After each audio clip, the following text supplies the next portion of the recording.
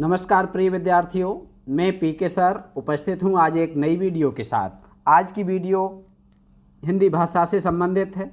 हिंदी भाषा की प्रश्न एकादशी 16वीं है। यह एकादशी वर्णमाला एवं वर्तनी टॉपिक से तैयार की गई है।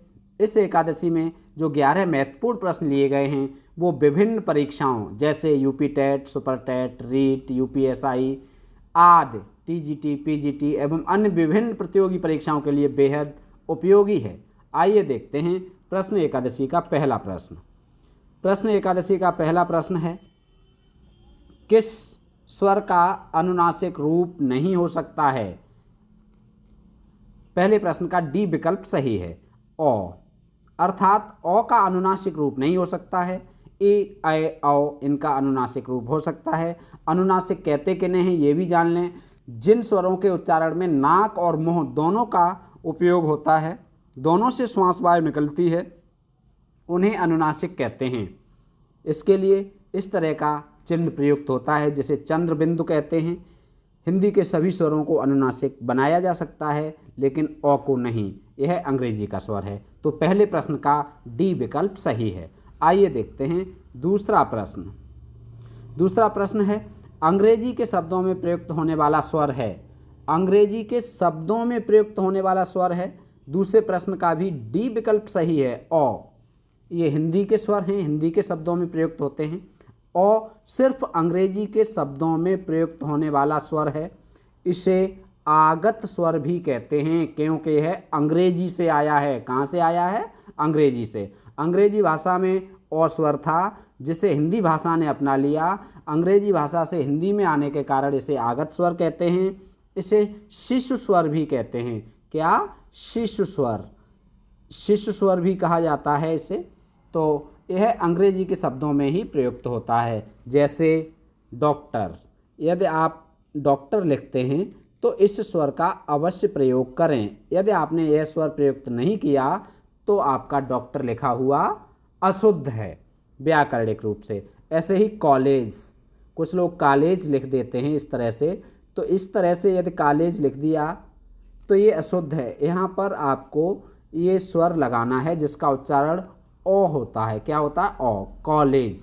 ऐसे ही ऑफिस, ऐसे ही नॉलेज, जो अंग्रेजी के शब्द हैं उनमें ही यह प्रयुक्त होता है।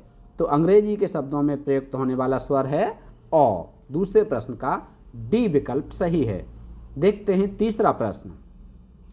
किस स्वर की मात्रा का चिन्ह नहीं होता?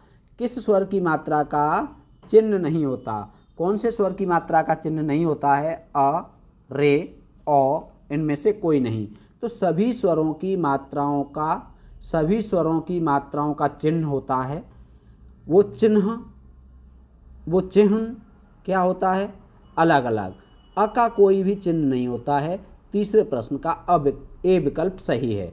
जैसे आ का डंडा होता है, इ की मात्रा होती है इस तरह से, रे इस तरह से चिन्ह होता है, ओ का चिन्ह इस तरह से होता है। तो सभी स्वर अपना अपना चिन्ह रखते हैं जो मात्राओं के रूप में प्रयुक्त होता है, लेकिन अ का नहीं। तीसरे प्रश्न का ए विकल्प सही है। अ की मात्रा का कोई चिन्ह नहीं होता। आइए देखते हैं चौथा प्रश्न। वर्णों के उच्चारण स्थान हैं 5, 6, 7, 8। वर्णों के उच्चारण स्थान 6 हैं। बी विकल्प सही है। वर्णों के 6 उच्चारण स्थान हैं। कौन कौन से हैं? कंठ, तालु, मूर्धा, दांत, ओठ या ओष्ठ, नाक। ये 6 उच्चारण स्थान हैं वर्णों के। कंठ, तालु, मूर्धा, दांत, ओठ, नाक।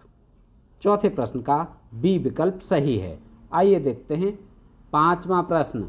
अशुद्ध वर्तनी पूछी गई है। अशुद्ध वर्तनी है कवयित्री, बिल्कुल शुद्ध है।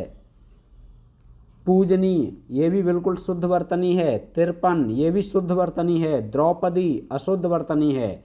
पांचवें प्रश्न का डी विकल्प अशुद्ध वर्तनी कौन सी है? द्रौपदी। द्रौपदी अशुद्ध है। यदि इसे शुद्ध लिखा जाए तो कैसे लिखा जाएगा? 2 मात्राएं आएंगी, द्रौपदी। क्या लिखा जाएगा?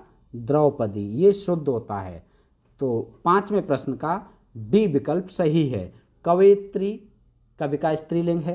पूजनीय, पूजनीय के अलावा पूज्य भी शुद्ध वर्तनी है।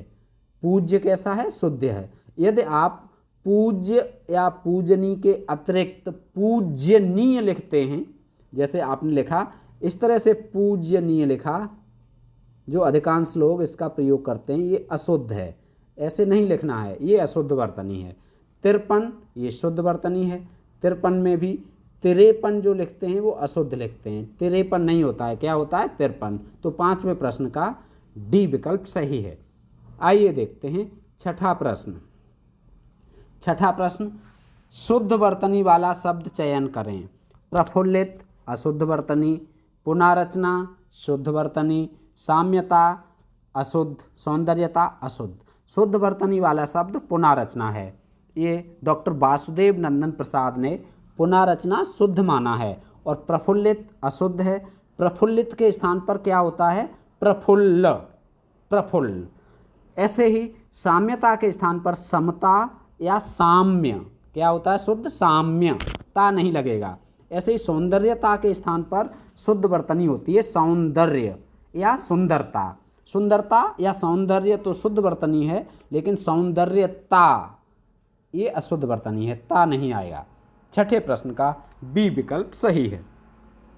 आइए देखते हैं 7वां प्रश्न। अशुद्ध है, फिर से अशुद्ध पूछा गया है। दिगंबरा 7वें प्रश्न का सी सही है।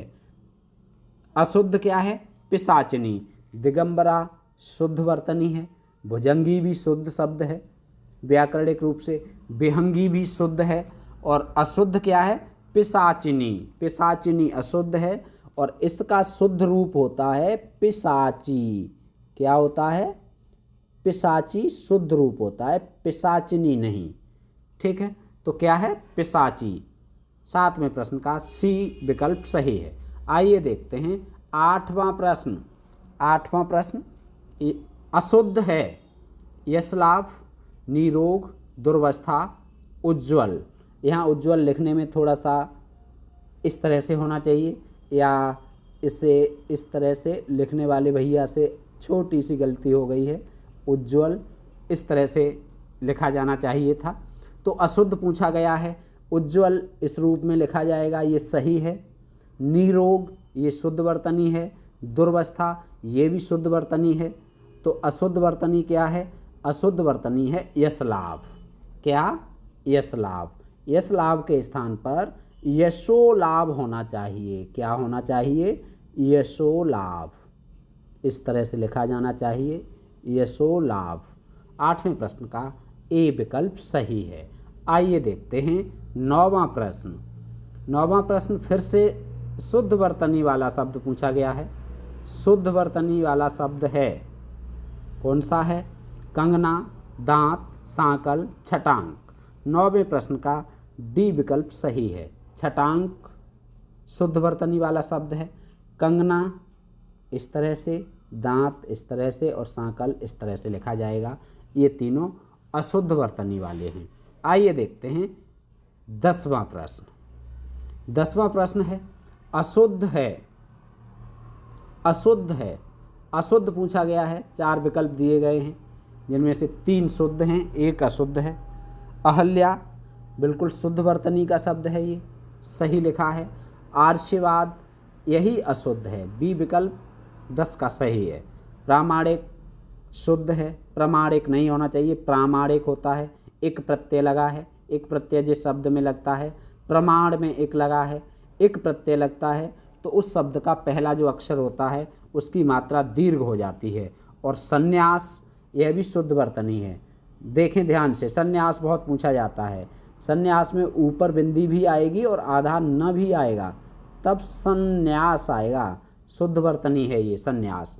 आर्शीवाद अशुद्ध वर्तनी है, इसके स्थान पर इसका शुद्ध रूप होता है आशीर्वाद।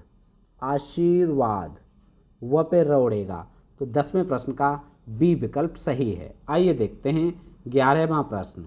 11वां प्रश्न है, अशुद्ध चयन करें। तदोपरांत भास्कर शुद्ध चयन करें। शुद्ध पूछा गया है।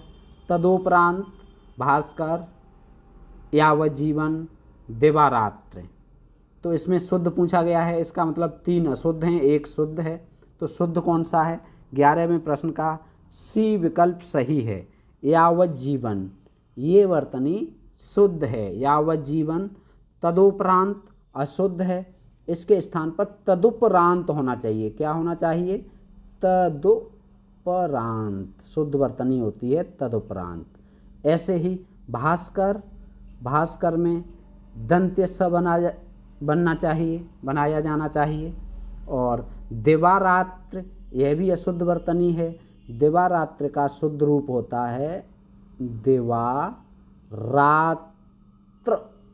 एक ही मात्रा नहीं आएगी, दिवारात्र। 11वें प्रश्न का सी विकल्प सही है। आज की एकादशी पूर्ण हुई। एकादशी आपको कैसी लगी कमेंट करके अवश्य बताएं। आपने चैनल को सब्सक्राइब नहीं किया है तो चैनल को सब्सक्राइब कर लें, लाइक शेयर एवं कमेंट अवश्य करें। आज के लिए इतना ही। राधे राधे।